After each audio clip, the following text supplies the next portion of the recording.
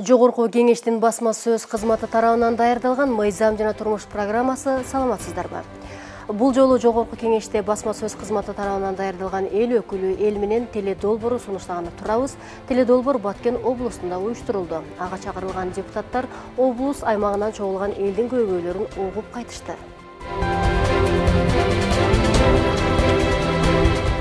Жогорку кеңештин коомчулук жана жалпылама кызматтар менен иштөө бөлүмү тарабынан даярдалган эл өкүлү эл менен аттуу теледолбор кайрадан сиздердин назарыңыздарда.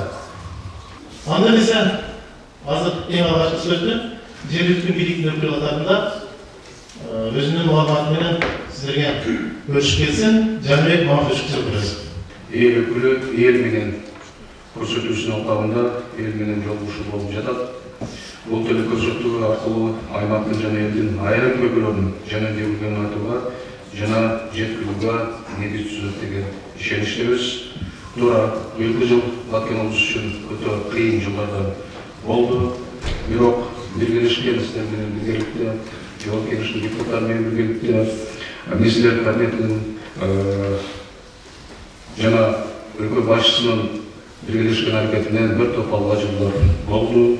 Айтсам, экономикалык көрсөткүчтөрүбүз былтыркы жылдын деңгээлинен калып калган жок. Планташналар толугу аткарылды.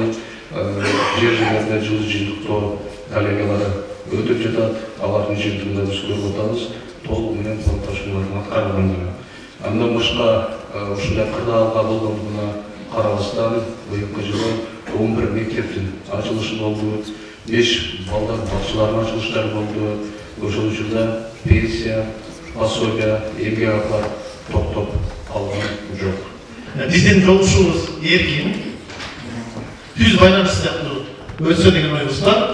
Өзүңүздөр мындай сурооңуздарды эркин бере берсеңиздер болот. Менин сиздерге кайрылуум.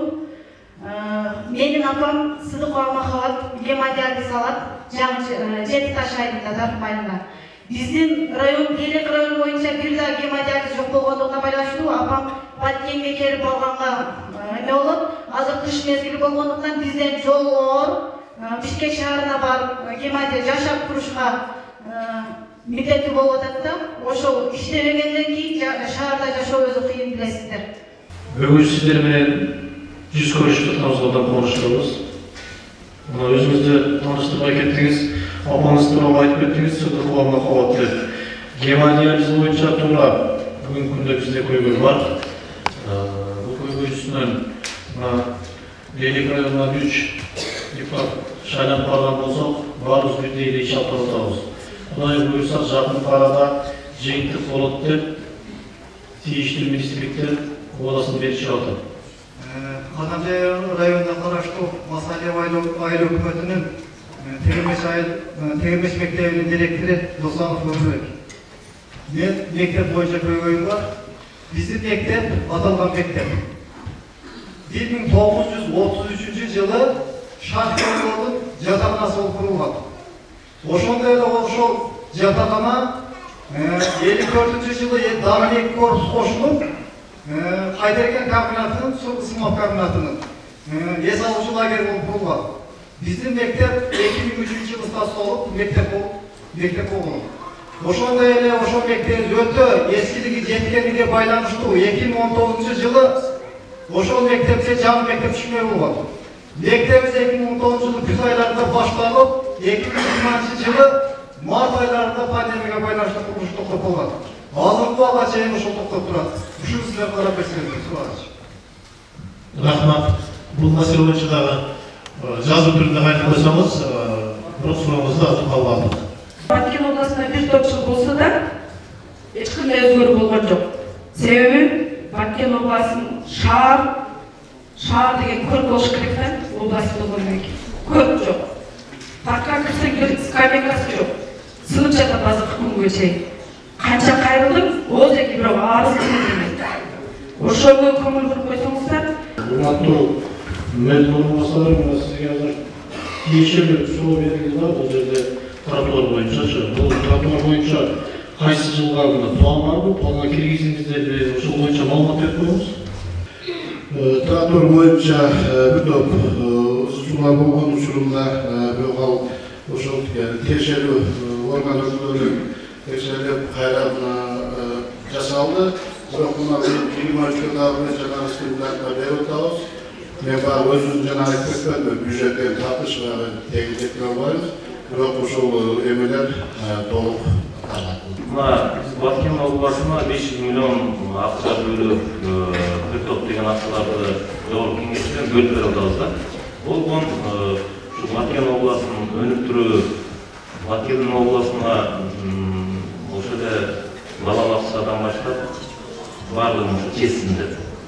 Ошо бөлүнгөн акчаларды кайерге обул администрация болуп, мэрияга эмне үчүн ошол жерден ошо акчаларды сиздер ушундай жактарга айтып деп сиздерге бөлүнгөн акчалар? Бул акча бөлүнүү, бирок жылдын акырынан билебиздек бизге 2022-ге бул акча каражаты бюджеттен келип түшкөн жок. Өзүңүздөргө маалыматыңыздар болсо керек, бул баягы башында бергенде негизи субак кетет деп чыгаргандан да эртерээк берип, жылдын акырында берилет, проекти ишке ашпай калуунун учурлары болот да. Бизге түшкөн жок бул акча. 500 миллиондун 250 миллионду 125 миллионду Баткен району менен Элик районуна прикладып бөлүнүбүз. Кандай түшкөн эмес? Баткен шаары боюнча айтып атам. Баткен шаарынан сурадым, Баткен шаарга түшкөн. Жетекчилигиңизден сурайсыз, качан бересиздер деп. Сурап атабыз, 23-кө деп атышат. Мен сийлеп алайын, турсаңыз, сиздер түзөтүз өзүңүздөр кызыктар болушуңуздар керек да бул акча. Иштеп аткандан кийин акча каякта жатат? Каяктан келип жатат? Качан бөлүнөт деп туруп сиздер жукашыңыздар керек. Бул боюнча биз кайрылмабыз. Азыр сиз маалыматыңыз дагы жок. Азыр акча каякта келгенин. Туурабы? Эмне себептен мындай? Азыр мына тротуар боюнча дагы бир суроо көтөрүлдү, жакшы жооп бере албайсыңыз. Баткен облусуга бөлүнгөн акчаларды мына чыңгылдык айтып кетти. 1,5 миллиардка деп азыр жаңы законго азыр эметип атабыз. Биргеликте ошону жасап инициативаны чыгыш көтөрүп атат. Мен колдоп атам муну. Анан Баткен облусу ошол жылын жана 500 миллион деген өнүгүүсүнө жумшалган. Эмне өнүгүүсүн? Бул максаттуу түрдө өнүгүүгө деп. Анан кийин анан тышкары 50 миллион доллар аризге берилген. Үйнөлүк паркка. Ошол арыздын аркасынан мына тротуарларда келип туруп ошол жерге ошолор бардыгы как раз жанагы точка кроссовер шаарлар кирген бар, 5 шаар. Ошону сыйдап 50 миллион келген акчаны аркасынан жүгүрүп ала алсаңыздар кандай жетексиңер?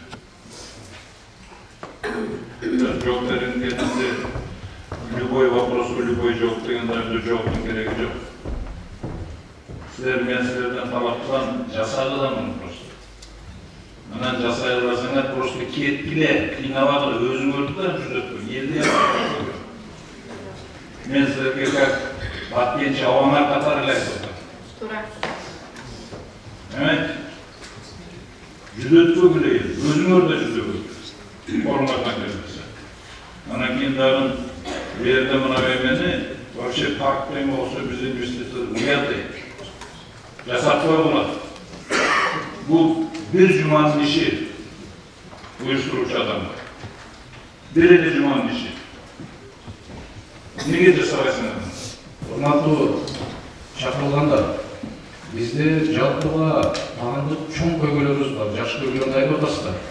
Бирок мыйзам ага жол бербей жаткан жактары да бар да. Пособие маселелерinde келесіздер айтасыздар, бирок мыйзамга туура келбейт. Эчтеке кыла албайбыз биз. Ушу маселелерди айтсаңыздар. Андан кийин баягы майыптуулукка чыгарыш боюнча көрүп турабыз, ал майып экендигинче. Бирок ага мыйзам өзүнүн талаптарын коюп, миграция маселелери боюнча ушу жерге келгенден кийин ушул окшогон законго өзгөртүү Sonralar şahitler. Sunuşumuz veririz demiş. Anda kısıldı. Айтпайсыздар ушуларды. Мен Қорамсай району Майдан айлык салтын айнамын. Думаю, дұрыс сіз өзіңіз көргендей 22 жылы 14 февралда елмен жолушы болған ошол сыралдын айында. Біз сізге қарылы жөнөткөнбүз, бирок жанагы өзгөчө статус боюнча дал эле чечилик да. Сиз жогорку кеңештен карап бергенсиз аны. Өзгөчө статуска эмне кошкон болот дегенде бизде ошол жерден госбаскыч жол экен дедик. Госбаскычта мен ошол жерде ай башы болуп иштеп жүргөндө биринчи сессияда кара беришкен.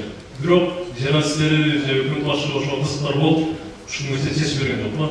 Эл суранып бизде Саралтын, Баб, Самарян, Акимбек 4 ай бар. Ошол айды өзүбүзчө статусқа киргизип бериңиздер үчүн алабыз деп. Эмне себептен Шакмардан Аклав менен жайгашкан Карашоро айылы келген, Актыклоо айыл өкмөтүндө Алпан айыл өкмөтү өтүкчү өзгөчө статус алгандыгын бизде 2 метр разница бар Өзбекстан Республикасында областы менен. Ошол жерден өзгөчө статус берилбей калган. Ошону губернатордун орунбасарыга сизден сураныш, ошону катуураак талап коюп, ошону чечүүнү суранабыз. Экинчи суроом, ошол эле Саралтын айылында садик башталган 2020 жылы. Бирок азыр күнгө чейин бүтө элек да, ал мындай арыз жактан же болбосо өкмөттүн бюджет тарабынан бүтсө, акча жок десең, туура түшүнсөң болот. Ал деломо жылы 12 миллион же 18 миллион соцбекет бөлүп берет, ошол несени бүтүп аткан нерсе Насыпыр бүтелек да, тендерден ұтылған болат, башталғанда айтқанда, мен 6 айдың сізді құрып бүтір беремді. 2020 жылы башталған, азырғы күнгесен бірінші этаж құрылып, айымызда Саралтын айында өзі 1438, бұл айында 932 адамын ошол жашағанысы, ошол елдерінде садик жоқна, башқа өкметтер өкілетін білерге алып, оларды садикке ошол заттарды береміз. Бұл жерде көбінше мектеп мәселесі болып жатады. Мен жоғарыда байқадыңыздар ошо айтып кеттім. Қанша мектеп құрылды депчи. Султан Байдараш жақсы сөз айтты. Мектептің бир мезгилде бардық кылган күчү жок. Ушундай кырдыга карабастан 7 мектеп, анчадан 5 мектеп Баткен, то есть 4 мектеп Баткен районунда ачылып жатат. Ошол учурда азыркы учурда 3 мектептин курулушу жүрүп жатат. Достық мектебін білесіздер, азыркы учурда жоқ мектеп. Ақсайдағы мектеп, бардық мектеп аз. Мына Кыштыктагы мектепте қарасаңыздар, ахуалы өте начар, буюрса биылғы жылы ачабыз деп сөз беріп отыр. Самарда гимназия мектебі боюнча проекти жасашкан. Дуру сунуштап межведомственный комиссия келип, бардыңыздар мектебиңиздерди биз бердик. Ошол айтылган титулга кириш боюнча, ошол айтылган проекти түзүш боюнча январь айында кайрадан январь айы башталса межведомственный комиссия алып келди бардыңыздар. Проекттерден башталды. Сіздерге бүгінгі күні суға су менен Баткен обласының таза су менен камсыз болуу. Ушундай барлык шарттарды түзүп берип, балдарыбызга мектеп, спорт зал, ушул маселени бүгүнкү күнү Кыргызстандын жүрөгү болуп турган Баткен областына биз көңүл бурушубуз керек. Президентибиз дагы айтып атат, жогорку кеңеште жалпы депутаттар көтөрүп атабыз. Бул маселени сөз түрдө карайбыз, чечишибиз керек. Сиздерге бир эле мектеп бала окуса эмес, мен буга чейин дагы сунуш берип келгем, дагы сунуш берем. Азыр администрация тарабынан дагы, жергиликтүү бийлик тарабынан дагы, элдерден дагы бир сиздерге бир сунуш катары дагы да. Сиздер себеби Менеткеш, Дыйхан, андан Батыр эл болуп аткандан кийин мен ушул жерге Баткен областына спорт училищаны ачууну сунуш кылгам. Буга чейин биздин балдарыбызды ушул жерде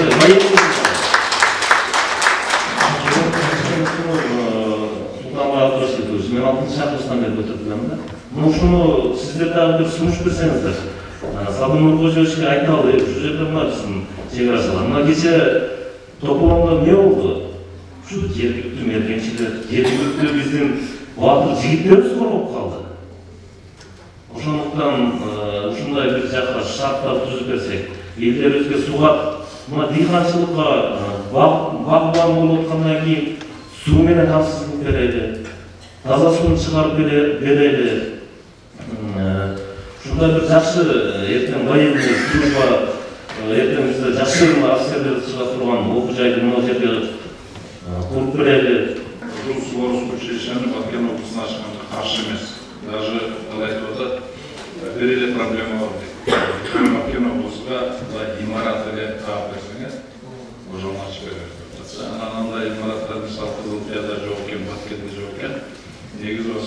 сүйлүктүү деп бар экен. Бирок ошо мунун эмесине азыр эме боло турган болсо, Суворовский училищени Кудай кааласа ачып берет, анан абдан туура болот да ошол жерде.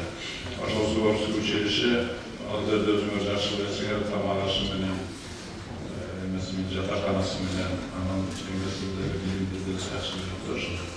Ошондой болот деп айтса, ошону айтып койгум келет. Бизе айтып кетти, пособие алыш үчүн загран паспорт милдеттүү түрдө деп атпайсызбы?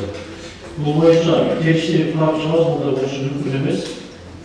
Бул боюнча мен министрдин айтып жүрөм, аны канча өзүнүн шайлоочуларын Бирик району чыгат боюнча дагы пособие боюнча кайрылып келди, көптөгөн маселелерди өзүбүздүн Бирик районунун камсыздоо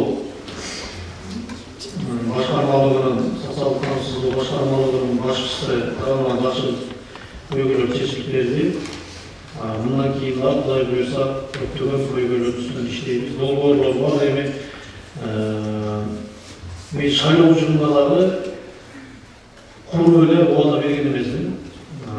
Көптөгөн долбоорлор бар, ошолор ишке ашкандан кийин иш жүзүндө көрсөтөлөт деген максат менен максаттарды алдыга коюп иштеп атабыз. Биздин максат Баткен элине тынчтык алып келип, чегараны бекемдөө. Чегараны бекемдегенде эмне бекемдейсиз? Туура. Элге мамлекет шарт түзүп бериш керек. Ошол чегарага элдерди апарып жайгаштырып, мамлекет шартты түзүп берсе чегарабыз бекемделет да. Менин сунушум. Себеби Баткен областынын элдери өсүп жатат. Жер жок деп чүйгө кетип жатат. Чегарага тынчтык жок деп кетип жатат. Ошондуктан Баткендин элини чегарага сактап калыш үчүн биринчи мамлекетте чегарага элдерди жайгаштыруу, экинчиси шартты түзүп берүү. Ушул маселеге келгенде сиздерден турган Жогорку Кеңешке сөз сунушкан катарда ушул маселени эске алып коюңуздар. Өзүңөр көрүп турасыңар, бул көйгөйлөр аябай эле көп да. Мына Баткенде айтып аткан пособие жөнүндө, жер боюнча, турак жай боюнча, мектептер боюнча, бу жерде дагы жанагы здравоохранение жөнүндө эч кандай сөз болбоду. Аябай көп нерселер көтөрүлгөн жок. Бул жалпы эле Кыргызстанга таан эме да. Маселе Кыргызстан боюнча ошондой. Ошондуктан мунун баардыгына мындай системдүү түрдө чечиш керек да. Ошондуктан мен ушул эме менен кайрылып, мына прямой эфирде баардыгы көрүп атат көйгөйлөрдү. Ушунун баардыгын чечиш үчүн мен жанагы 2 жылдан бери президентке жана кабинет министрге сунуш кылып атам. Кантип чечсе болот? Пособияларды, мектептерди куруу, жана социалдык проблемалардын баарын зарплата, пенсиялар боюнча, Кыргызстан боюнча Кыргызстанда өнүгүү программасыны түзүп сунуштап атпайбы? Ошо ишке ашырыш керек да. Ошондо жанагы ошол жерде көтөрүп отуруп бүт бар системдүү түрдө чечилет да. Ошондо жанагы пособияларды жанагы мындай болсо берилет, мындай болсо берилбейт деген нерселер болбойт да. Жалпы эле кимге балдар болсо ошонун баардыгына пособие берилет. Инвалид болсо жалпы баардыгына эле пособие берилет. Пенсиялар болсо жалпы барат көтөрүлөт. Ошол нерсени жана ошол ал программа өзүңөр жакшы билесиңер. Елдин реалдуу акча кирешесин көбөйтүү жана биздин Кыргызстандын экономикасыны ылдамдуу өнүгүү жолуна салуу деген программа да. Ошол азыр даптаяр, аны бүгүнкү күндө Садыр Кочоевич дагы жаткандыгын анып, азыр Акыл Өсөнбековичтен анып, азыр эми ошону ишке ашырган турабыз. Ошону тездетип ашырыш керек да. Себеби бул ушунга окшогон проблемаларды баардыгына чектелүү акча менен чечсе болот да. Ато бүгүнкү күндө ошондой система жоктугунан биздин акчабыз эчтекеге жетишпей атат. Мына Баткен облусу ошончо акча жөнөтсө деле системдүү түрдө чечилбегендиктен проблемалар эчтекеге жетишпейт. Карабайсыңарбы? Даже Баткенге ошончо акча бөлүнүп аткан облуста проблемалар чечилбейт. А башка жактарды сүйлөп эле койсок болот. Бүгүнкү чыгарылышта эл өкүлү эл менен теле долбоорун көрдүңүздөр. Аны менен Нургүл Ешбаева алып бардым. Берүүнү толугу менен Жогорку Кеңештин YouTube баракчабыздан да көрсөңүздөр болот. Кайрадан эфир аркылуу амандашканча саламатта калыңыздар.